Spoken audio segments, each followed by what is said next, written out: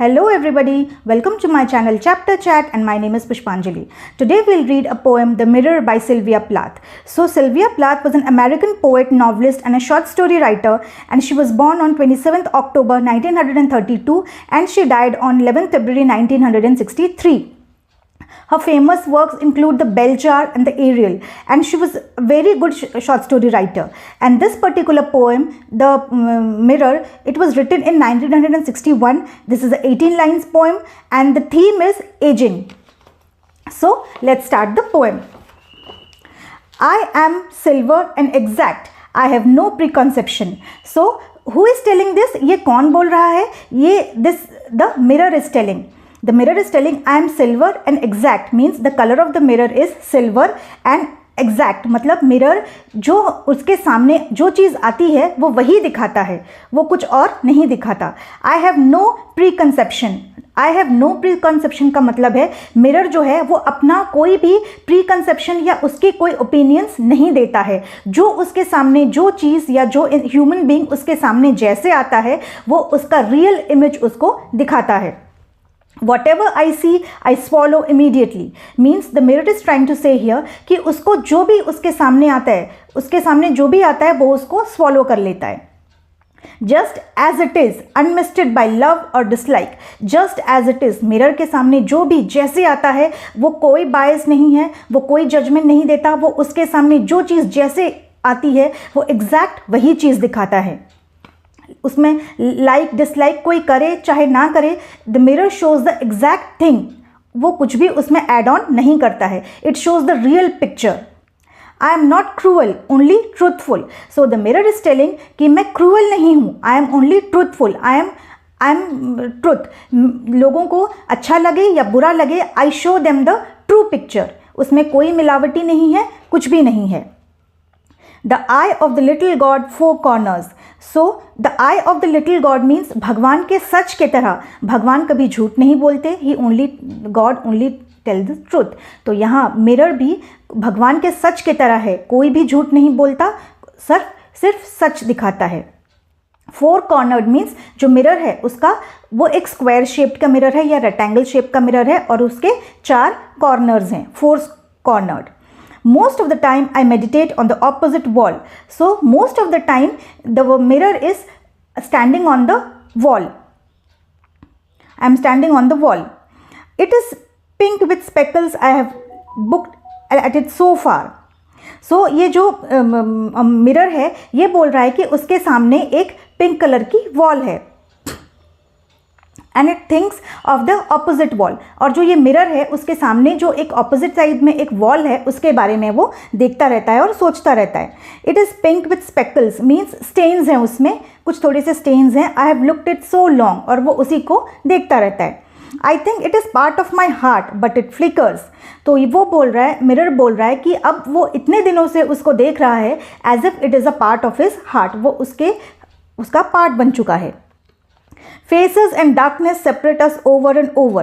Faces and darkness means जो ये mirror है इसके सामने फेसेस जब आ जाते हैं तो वो उस वॉल को नहीं देख पाता है क्योंकि वो जो फेस उसके सामने आया है वो उस फेस को देखता है. और जब नाइट हो जाती है या डार्कनेस हो जाती है तो वो उस वॉल को नहीं देख पाता है बिकॉज ऑफ द डार्कनेस.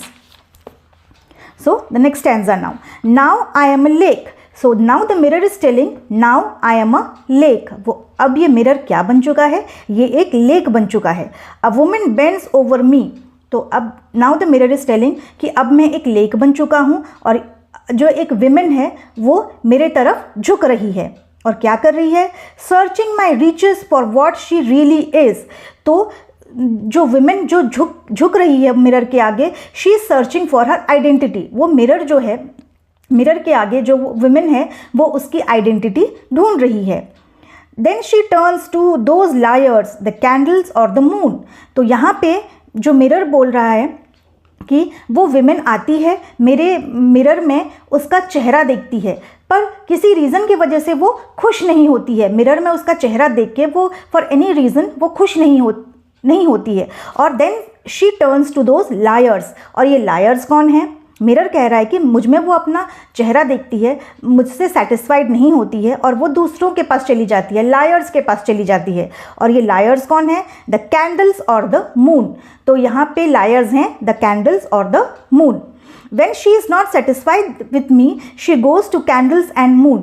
तो मिरर यहाँ पे कह रहा है वो मुझ में अपना चेहरा देखती है, वो बिल्कुल भी सेटिस्फाइड नहीं है, हैप्पी नहीं है, और वो कैंडल्स के पास और मून के पास जाके अपना चेहरा देखती है। उनकी धीमी रोशनी में वो जो मून का जो रोशनी धीरे धीरे होता है और कैंडल की तो धीमी रोशनी में उसके जो फ्रेकल्स हैं, फेस के दाग धब्बे हैं और फ्रेकल्स हैं, वो सब छुप जाते हैं और वो अपने आप को खूबसूरत सोचने लगती है। ऐसा क्यों होता है? सी, जब हम चांद की रोशनी में और कैंडल लाइट में देखते हैं तो हमारे चेहरे की दाग धब्बे वो इतना क्लियरली विजिबल नहीं होता है, दिखाई नहीं देता है। पर हम जब मिरर के सामने हमारा जो चेहरा देखते हैं तो उसमें हमारी क्लियर इमेज जो हम हैं एक्चुअल में, हमारे सारे फेस के जो लाइंस हैं वो सारे दिखते हैं।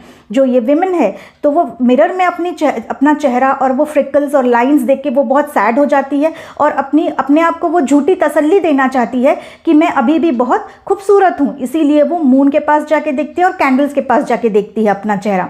पर वो अपने आप को जितनी भी झूठी तसल्ली दे, पर रियलिटी तो यही है कि उसके चेहरे पे फ्रेकल्स हैं और वो अभी इतनी खूबसूरत नहीं है जैसे कि वो पहले थी। I see her back and reflect it faithfully। So the mirror now is telling कि मैं उसका बैक को भी देख के फेथफुली रिएक्ट करता हूँ। मैं उसे कोई भी झूठी चीज़ नहीं दिखाता, मैं उसे वही दिखाता हूँ जो रियल है, जो एक्चुअल में ट्रुथ है। I reflect her everything as if what is she is। वो जैसी है मैं उसे वही दिखाता हूँ। She rewards me with tears and agitation of hands। So अब मिरर कह रहा है अपने चेहरे देखने के बाद, वो लेडी अपना चेहरा देखने के बाद she rewards me with tears। वो रोने लगती है। क्यों रोने लगती है? कि वो अभी इतनी खूबसूरत नहीं है, वो जैसे पहले खूबसूरत थी वो अभी इतना खूबसूरत नहीं है।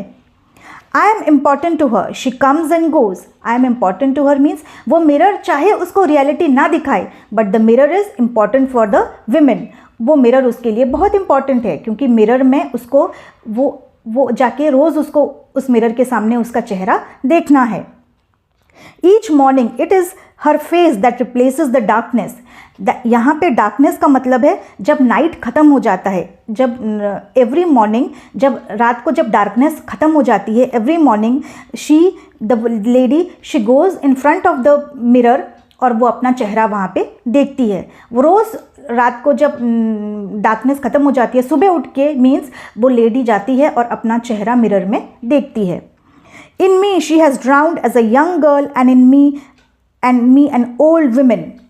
तो वो मिरर अभी कह रहा है कि in me she has drowned as an young girl means वो जब यंग थी, वो लेडी जब यंग थी मिरर में जाके अपना चेहरा देखती थी और उसको बहुत खुशी महसूस होती थी कि शी इज़ सो ब्यूटीफुल, वो कितनी ब्यूटीफुल है, और अपने आप को मिरर में देख के वो बहुत खुश हो जाती थी। But right now she has turned into an old women. Time के साथ अभी उसकी खूबसूरती भी नहीं रही और अभी वो एक ओल्ड वुमेन की तरह दिख रही है। rises towards the day after day like a terrible fish।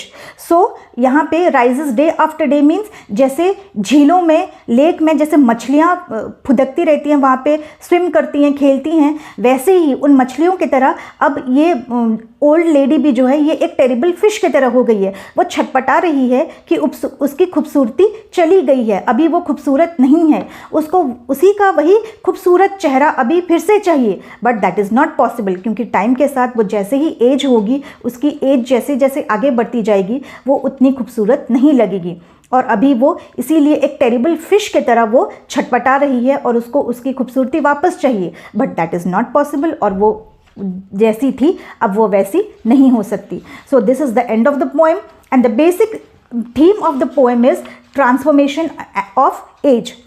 मतलब एजिंग जो है वो एक नेचुरल प्रोसेस है और वो सबके साथ होता है, दैट इज़ इनेविटेबल, उसे बदला नहीं जा सकता।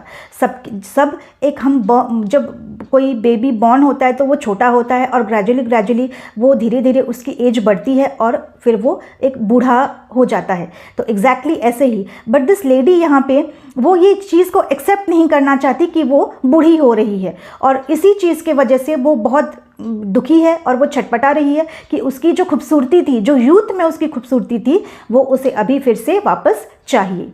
So and the mirror is on the other side is telling कि मैं एग्जैक्ट हूँ, मैं ट्रुथ हूँ, मैं तुम्हें दिलासा देने के लिए भी मैं तुम्हें तुम्हारा झूठा चेहरा नहीं दिखाना चाहता कि तुम अभी भी यंग लगती हो। That is not the truth. मैं हमेशा सच्चाई दिखाता हूँ और सच्चाई यही है कि तुम अभी बूढ़ी हो रही हो and you are ageing and you have to accept the truth. So this is the end of the poem. I hope आपको poem समझ में आई हो, and please do subscribe my channel for more videos. Thank you.